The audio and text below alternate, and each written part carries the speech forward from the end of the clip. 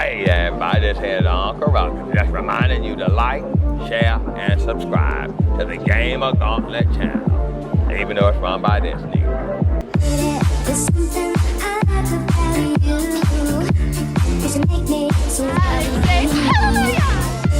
There's something I like about you. Cause you make me so happy. What's going on, my GamerGauntlet? Today I'm here to talk about my top 10 PSP games. Now, I'm going to let y'all know, PSP, around that time frame, a lot of anime games came out for that. So my list for this will be more anime based on this list. So I just want to go ahead and give y'all the heads up on that. Alright, so first off, let's get off the games that's not anime related. Let's go with WWE SmackDown vs. Raw 2007. That game was probably hands down, and even to this day, might be my favorite wrestling game of all time. I had it on the PS2, and I had it on the PSP when they dropped the PSP. I just had to have that game. That game was just super fun to play. Like, you can't go wrong with a wrestling game. But back then, wrestling game, you definitely couldn't go wrong. And 2007's wrestling game was hands down the best wrestling game of that time period, for sure. Next on the list, I have Sega Genesis Collection. Now, about that game, it comes with a lot of different classic Sega Genesis games, and that's how I got introduced to a lot of things like Comic Zone, what is it called, Alternate Beast or something like that. I got introduced to a lot of classic games with the Sega Genesis Collection on the PSP, and I actually have that on the 360 over there, and this really opened my eyes up for a gamer, a young gamer at that, getting into the gaming world and understanding games, that I need to go back and kind of understand the classic games and appreciate the classic games, because the classic games paved the way for us to have the newer games that we are, that we have today. And so Sega's Genesis Collection was one of the fun games. They had that Echo Dolphin game on there. That was actually pretty fun.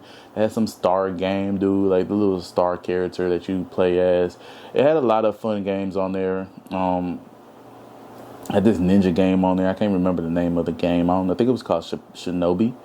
But it was a lot of good games on the Sega Genesis Collection. So that's why I had to add it to the PSP list. And it was one of the first games that my dad bought me on the PSP, and I'm glad he did, because like I said, it opened up a whole new world for me in gaming collection, in the gaming world. So for sure, that made me go back and play some old school Sonic on, like, the old school Sonic was on there. It made me go back and play like a lot of the old classic games that I never played, because I didn't really have a Sega Genesis like that. We had one, but I just don't remember ever playing it. All right, next on my list, I have Marvel Ultimate Alliance 2. This was my first time ever playing a Marvel Ultimate Alliance game. I never played the first one. I never owned it on the bigger console. Just so happened to have it on the PSP, and I remember playing this game all the time. Had so much fun. I enjoyed the game so much until I found out that it's multiplayers on the big consoles, and so I got it on the big consoles, and me and my friends used to play that game all the time. And you just can't go wrong with Marvel Ultimate Alliance. Next on my list, I have Kingdom Hearts Birth by Sleep, the only Kingdom Hearts game to drop on the PSP, I'm not mistaken. And Kingdom Hearts fan, just got done beating Kingdom Hearts 1 and 2, the hype of it, rebeating it again, and then Kingdom Hearts Birth by Sleep dropping. Is like, yo, wait, what? This is only on the PSP? I can't get this game on nothing else? Bet, say less. Gotta get it. So played the game. I had so much fun playing that game. It's a good game to play. All right, y'all. Now it's time to get into the anime versions of what I have so far on here. I have Naruto Shippuden Ultimate Ninja Heroes 3. The Naruto games on the PSP was amazing. It was a hit for sure. It was a hit. Ultimate Ninja 3 was a very good game to play. Different style of story mode. I loved it. For sure loved it.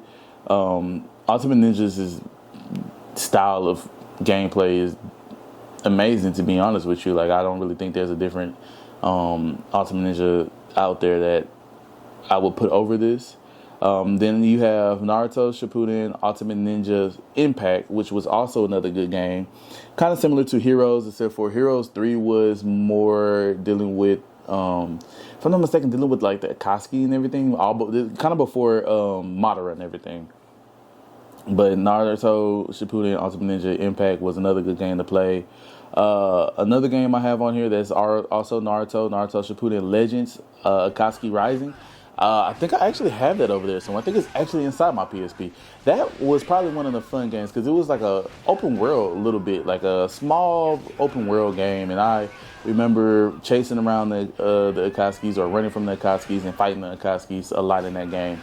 And that game kind of focused more on the Akatsuki story and with Naruto, so I think that's why I like that game so much, because we didn't really get in some of the other games the backstory of the Akatsuki unless you watched or you read the manga of Naruto Shippuden. But the game of Naruto was probably the best. Legends was probably one of the best Naruto games that they dropped on the PSP for sure. Alright, next on the list I have Dragon Ball Z Shine Budokai. Shine Budokai was a good game, and as you know, Budokai is in it, so it played like Budokai. And it was dealing with, basically it was like a bunch of what if. I know they had different characters in there. They had Broly in there. They had, or was Broly in the second one? I don't really remember. I just remember seeing Broly in there. They had a lot of movie characters in here. They had a lot of movie stuff in here. The DBZ movies, like Janampa was in here. You had Super Saiyan Gogeta. He was in there. Like, it was a lot of dealing with more of the movies, I should say, but it was definitely still a good game. Then you had Shine Budokai Another Road. That one was probably one of my favorites because it introduced Braddock, and Goku got to meet Braddock. They fought each other. That game to me was basically like a whole what if scenario. Like, what if this would have happened? What if this happens? Goku meets his dad, and that game alone was that was a really good game, which I think that's the one I am missing, which I need to get. And then the last DBZ game on the list, and the last game on my list in general, is Dragon Ball Z Tenkaichi Tag Team.